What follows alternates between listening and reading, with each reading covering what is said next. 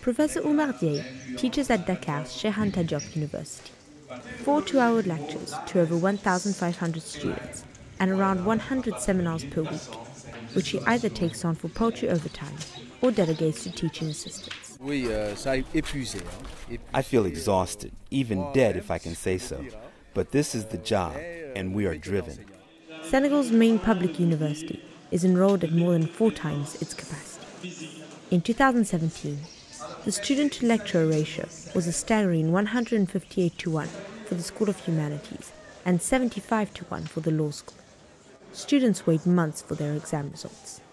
Teachers spend more than half the year marking papers. Classes don't start until December. And this year, for some students, the term didn't start until February. Classes were meant to start in October, but today the calendar is completely messed up. Professors complain about the limited possibilities for research. Here, it is not like countries where you can find everything in the library. Even references relating specifically to Senegal can be easier to find abroad. CHEIKH grants 1 research trip every 2 years.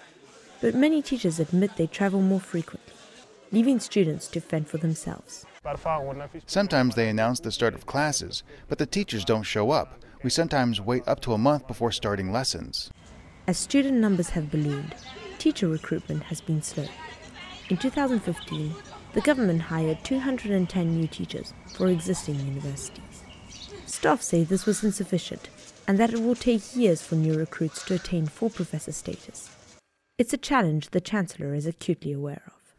From one day to the next, they will be asked to exercise a profession for which they have not yet been trained, and this will be a problem. Space is another issue. I would like to say this is my desk, but in reality, I share it with Professor Ba, Professor Lee, Professor Sei, Professor Faye, and a few other colleagues. The government has begun recruiting staff for 2 new universities, still under construction. Professors at CHEIKH have their hands full. Sofia Christensen for VOA News, Dakar.